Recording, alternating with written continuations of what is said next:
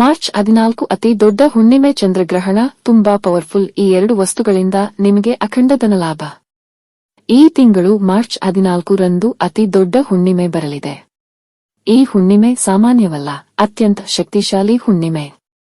ಅಲೌಕಿಕ ಶಕ್ತಿಗಳೊಂದಿಗೆ ಬರುತ್ತದೆ. ಏಕೆಂದರೆ ಅದು ಫಾಲ್ಗುಣ ಹುಣ್ಣಿಮೆ. ಇವತ್ತು ಹೋಳಿ ಹಬ್ಬ ಕೂಡ ಬಂದಿದೆ. ಇದಲ್ಲದೆ ಇಂದು ಲಕ್ಷ್ಮೀ ಜಯಂತಿಯನ್ನು ಸಹ ಆಚರಿಸಲಾಗುತ್ತದೆ.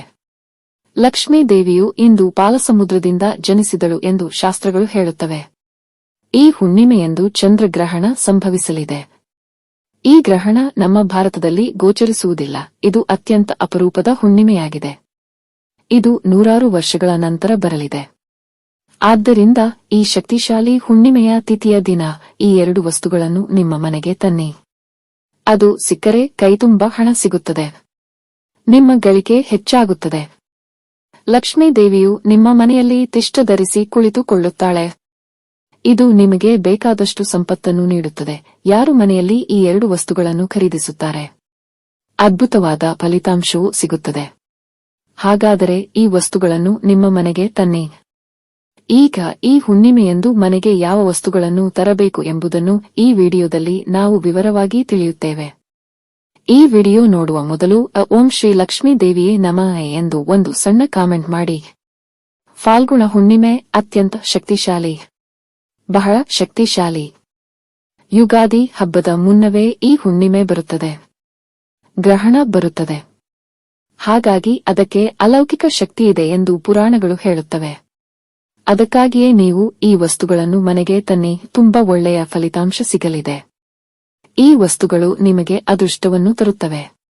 ಅದೃಷ್ಟದ ಬಾಗಿಲು ತೆರೆಯುತ್ತದೆ. ದುರಾದೃಷ್ಟ ದೂರವಾಗುತ್ತದೆ.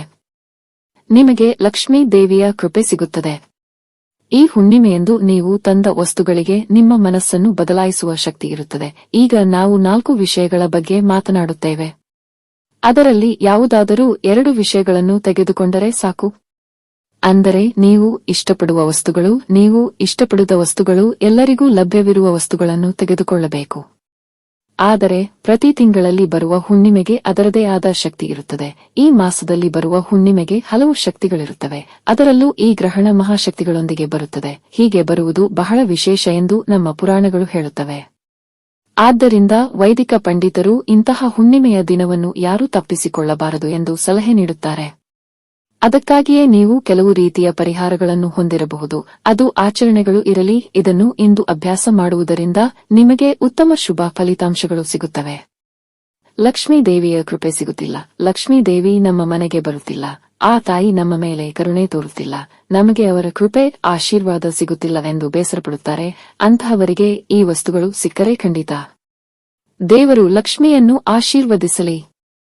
ಸಾಮಾನ್ಯವಾಗಿ ಲಕ್ಷ್ಮೀ ದೇವಿಗೆ ಈ ಹುಣ್ಣಿಮೆ ಎಂದರೆ ತುಂಬಾ ಇಷ್ಟ. ಅವರ ತಾಯಿ ಇಂದು ಜನಿಸಿದರು. ಮೇಲಾಗಿ ಈ ಹುಣ್ಣಿಮೆ ಶುಕ್ರವಾರ ಬಂದಿತು. ಹಾಗೆಯೇ ಇಂದು ಹೋಳಿ ಹಬ್ಬ ಬಂದಿದೆ.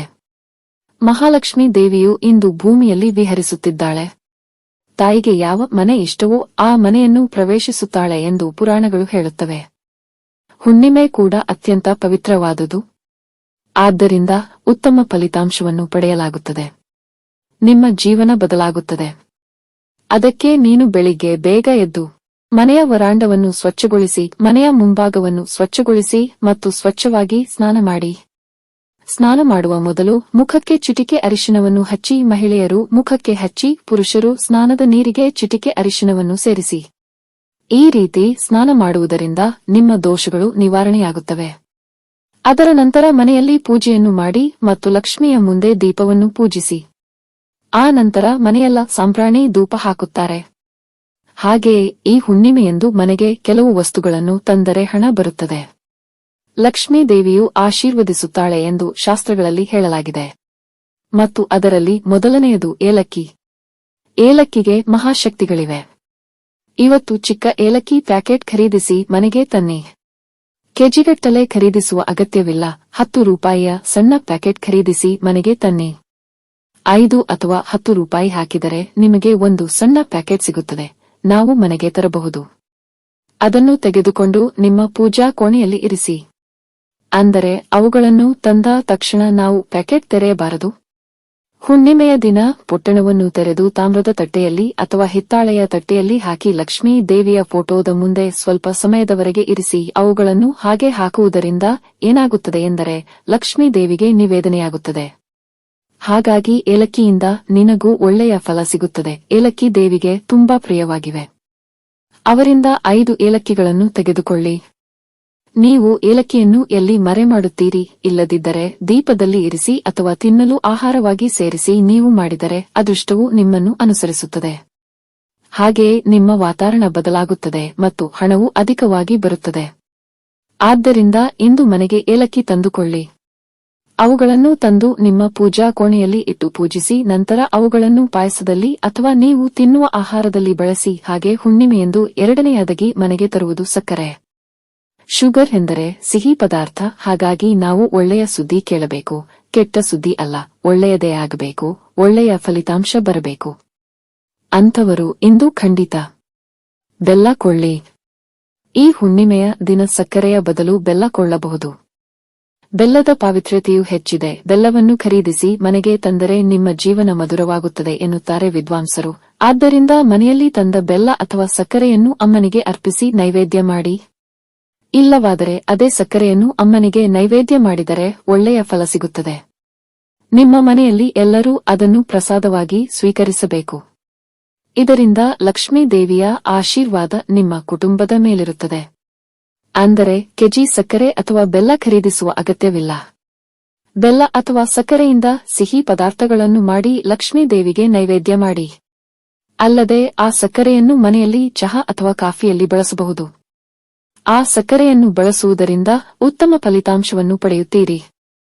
ನೀವು ಏನನ್ನಾದರೂ ತಂದ ತಕ್ಷಣ ಬಳಸಬೇಡಿ. ಅವುಗಳನ್ನು ಮನೆಗೆ ತಂದ ನಂತರ ನೀವು ಅವುಗಳನ್ನು ಪೂಜಾ ಕೋಣೆಯಲ್ಲಿ ಲಕ್ಷ್ಮೀ ಅಮ್ಮನ ಮುಂದೆ ಸ್ವಲ್ಪ ಸಮಯ, ಅಂದರೆ 15 ನಿಮಿಷಗಳ ಕಾಲ ಪೂಜೆ ಮಾಡುವಾಗ ಇಡಬೇಕು. ಇದರಿಂದ ಅವರು ಇನ್ನಷ್ಟು ಪವಿತ್ರರಾಗುತ್ತಾರೆ.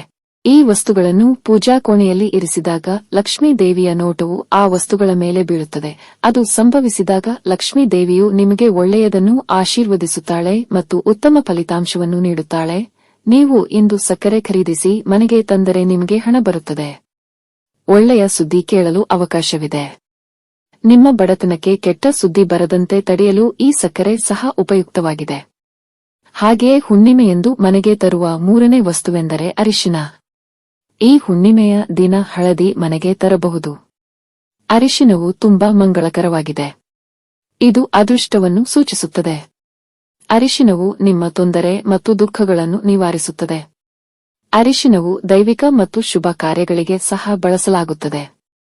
ಅರಿಶಿನವು ಪ್ರತಿಯೊಬ್ಬರ ಮನೆಯಲ್ಲಿಯೂ ಇರುತ್ತದೆ. ಅರಿಶಿನ ಎಂದರೆ ಎಲ್ಲ ದೇವರಿಗೂ ಪ್ರೀತಿ.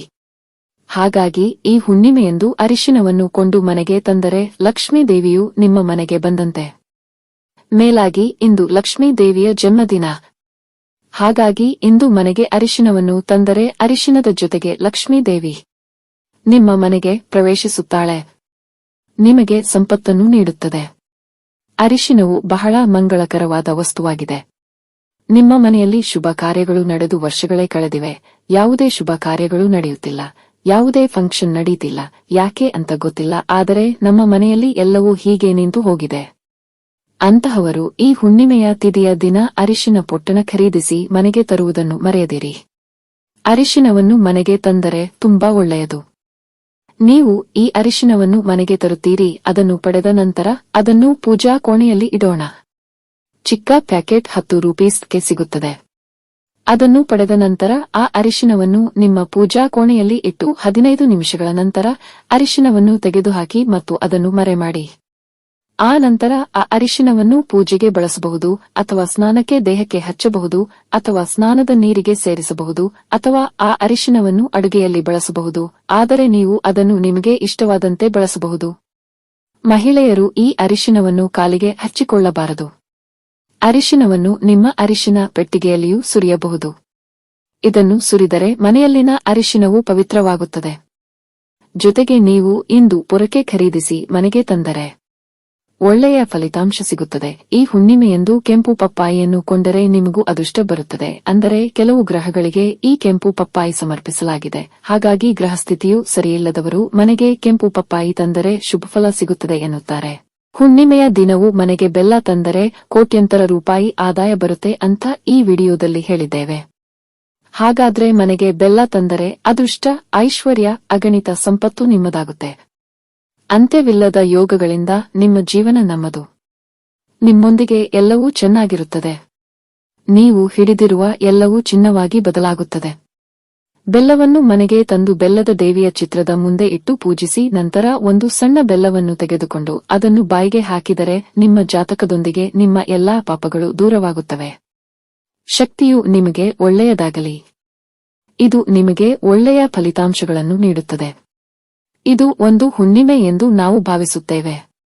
ಆದರೆ ಪಂಡಿತರು ಈ ಹುಣ್ಣಿಮೆಯು ತುಂಬಾ ಶುಭಕರವೆಂದು ಹೇಳುತ್ತಾರೆ. ಪ್ರತಿ ಬಾರಿ ಹುಣ್ಣಿಮೆಯಲ್ಲಿ ಅಮೃತ ಗಳಿಗೆಗಳು ರೂಪುಗೊಳ್ಳುತ್ತವೆ. ಈ ಹುಣ್ಣಿಮೆಗೆ ಅನೇಕ ಅಲೌಕಿಕ ಶಕ್ತಿಗಳಿವೆ. ನೀವು ಆ ಶಕ್ತಿಗಳನ್ನು ಪಡೆಯಬೇಕು. ಅಲ್ಲದೆ ಈ ಹುಣ್ಣಿಮೆಯಂದು ಬಡವರಿಗೆ ಕೈಲಾದಷ್ಟು ದಾನ ಮಾಡುವುದರಿಂದ ಒಳ್ಳೆಯ ಫಲ ಸಿಗುತ್ತದೆ. ನಿಮ್ಮ ಕಣ್ಣುಗಳಿಂದ ಫಲಿತಾಂಶವನ್ನು ನೋಡಿದರೆ ನೀವು ಆಶ್ಚರ್ಯಚಕಿತರಾಗುವಿರಿ. ಆದ್ದರಿಂದ ಈ ಹುಣ್ಣಿಮೆಯಂದು ನಾವು ಹೇಳಿದಂತೆ ಈ ವಸ್ತುಗಳನ್ನು ಮನೆಗೆ ತಂದು ಒಳ್ಳೆಯ ಐಶ್ವರ್ಯವನ್ನು ಪಡೆಯಿರಿ. ಹಾಗೆಯೇ ಲಕ್ಷ್ಮೀ ದೇವಿಯ ಕೃಪೆಯಿಂದ ಆನಂದದಿಂದ ಬಾಳು. ಅಷ್ಟೈಶ್ವರ್ಯಗಳ ಕೊರತೆಯಿಲ್ಲ. ಈ ವಿಡಿಯೋ ನಿಮಗೆ ಇಷ್ಟವಾದಲ್ಲಿ ಲೈಕ್ ಮಾಡಿ ಮತ್ತು ನಿಮ್ಮ ಸ್ನೇಹಿತರ ಜೊತೆ ಶೇರ್ ಮಾಡಿ. ಹಾಗೆಯೇ ನಮ್ಮ ಹೊಸ ವಿಡಿಯೋಗಳನ್ನು ನೀವು ತಕ್ಷಣ ಪಡೆಯಬೇಕೆಂದಿದ್ದರೆ ಚಂದಾದಾರರಾಗಿ ನಮ್ಮ ಚಾನೆಲ್ ಪಕ್ಕದಲ್ಲಿರುವ ಬೆಲ್ ಐಕಾನ್ ಒತ್ತಿರಿ. ಧನ್ಯವಾದಗಳು.